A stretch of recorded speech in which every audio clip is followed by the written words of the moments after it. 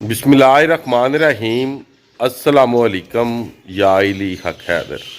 उम्मीद करना जी सारे भरा ठीक हो ते अल्लाह ताला तुहानू सारिਆਂ ਨੂੰ ठीक रखे जी।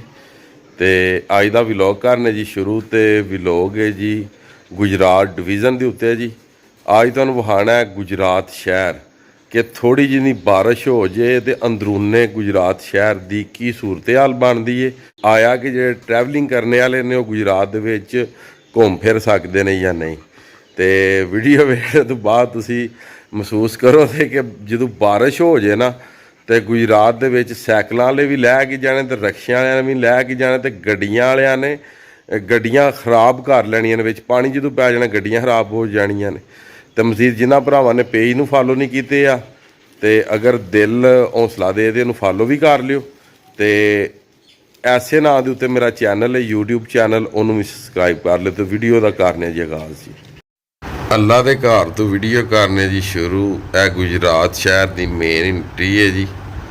हुण असी आ रहे हैं जी कचहरी चौक वाली साइड तो, बोलियां वाली पुल वाली साइड तो। ए सामने तुसी वेख सकते हो बोर्ड लगे है जनाब।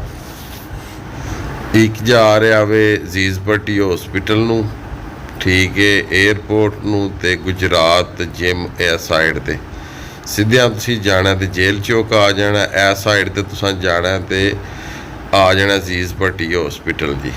यह जिहड़ा चौक है इनू कचहरी चौक बोलिया जाता है, गुजरात का सब नूं वड्डा चौक।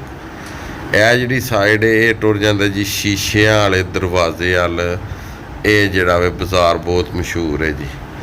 हुण जिस जगह ते असीं पहुंचे हाँ इस जगह ते काफ़ी ज़्यादा वकालतखाने ने, कचहरी है, इत्थे अदालतां ने। ये राइट हैंड ते भी अंदर अदालतां ने, ते लैफ्ट हैंड जिहड़ा तुहानूं विखाया ना पिछे जिहड़ा कि शीशियां दे दरवाजे उधर भी अदालतां ने जी।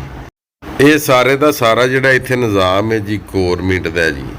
मीनस के कानूनी कार्रवाइयां होंदियां ने, अदालतां ने, सैशन कोर्ट है, बड़ा कुछ है जी इत्थे जी।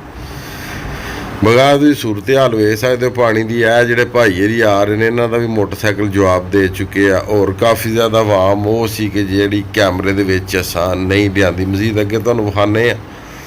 दरअसल गल कुछ इस तरह वे कि इस जगह वास्ते इस गुजरात वास्ते अरबा रुपये जोड़े ने लाए गए हैं कि सिर्फ और सिर्फ ज़िले गुजरात की की यह डिवीज़न गुजरात यदी निकासी का गुराए अमल निकल सके। मगर अरबा रुपये लाने के बावजूद भी यदी निकासी का गुराए अमल को नहीं निकलिया।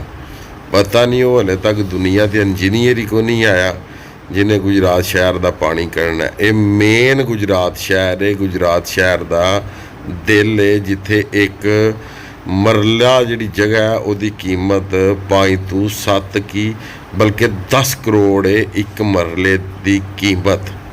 ठीक है, उस जगह पर असी फिर टुर रहे हैं। बकाया मेरे को जीप है तो जीप का जोड़ा पानी लगने वाला सिस्टम होंगे वह काफ़ी 3-4 फुट उच्चा होंगे।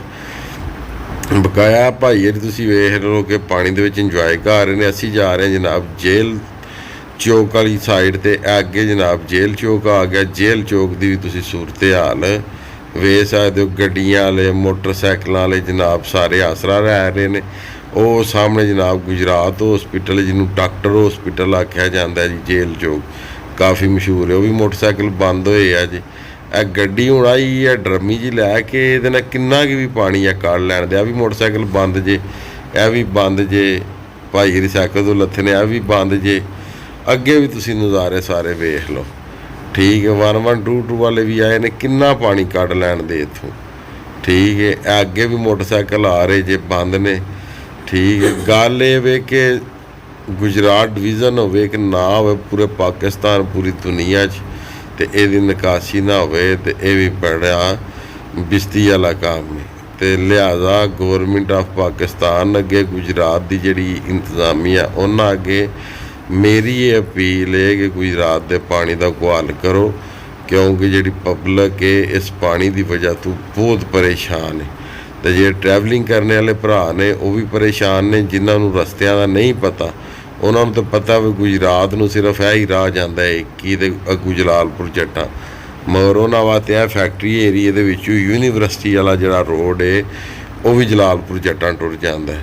ਉਸ ਤੋਂ ਬਾਅਦ ਥੋੜਾ ਹੋਰ ਅੱਗੇ ਹੋ ਜਾਈਏ, ਫੈਕਟਰੀ ਏਰੀਏ ਕੋਲ ਇੱਕ ਰਾਹ ਨਿਕਲਦਾ, ਉਹ ਵੀ ਬੋਲਿਆਂ ਵਾਲੇ ਪੁਲ ਤੇ ਜਾ ਚੜ੍ਹਦਾ ਜੀ, ਜਿਹੜਾ ਨਵਾਂ ਰੋਡ ਬਣੇ ਆ ਜੀ। ਇਸ ਗੱਲੇ ਕਰਕੇ ਕਾਫੀ ਜ਼ਿਆਦਾ ਰਸਤੇ ਨੇ। ਇੱਕ ਗੁਜਰਾਤ ਤੋਂ ਪਿੱਛੇ ਹੀ ਸਰਵਿਸ ਮੋੜ ਤੋਂ ਥੋੜਾ ਅੱਗੇ ਜਾ ਕੇ ਤੇ ਇੱਕ 에ਅਰਪੋਰਟ ਨੂੰ ਰਸਤਾ ਜਾਂਦਾ।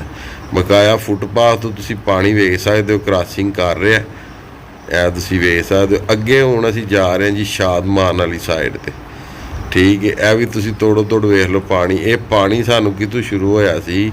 ਇਹ ਪਾਣੀ ਜਨਾਬ ਸ਼ੁਰੂ ਹੋਇਆ ਸੀ ਬੋਲਿਆਂ ਵਾਲੇ ਪੁਲ ਤੋਂ। ਇਹ ਤੁਸੀਂ ਵੇਖ ਲਓ ਫੁੱਟਪਾਥ ਤੋਂ ਪਾਣੀ ਬਾਹਰ ਜਾ ਰਿਹਾ। ਇਹ ਚੈੱਕ ਕਰ, ਇਹ ਚੈੱਕ ਕਰ, ਠੀਕ ਹੈ ਜੀ, ਕੋਈ ਸ਼ੱਕ ਨਾ ਰਹਿ ਜੀ।